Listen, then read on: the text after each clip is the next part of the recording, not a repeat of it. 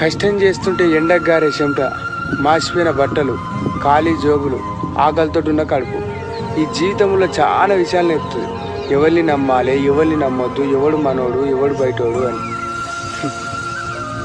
పరిస్థితులు ఎంత దారుణంగా ఉన్నా నువ్వు ఇలాంటి పరిస్థితిలో ఉన్నా నీ ధైర్యాన్ని మాత్రం నువ్వు కోలుకో. నీ కష్టాన్ని, నీ బాధని అవతలంతోని పంచుకోకు. అవతలోడు అలసుగానే చూస్తాడు గాని నీ కష్టానికి, నీ బాధకు ఎవ్వడు తోడుగాడు.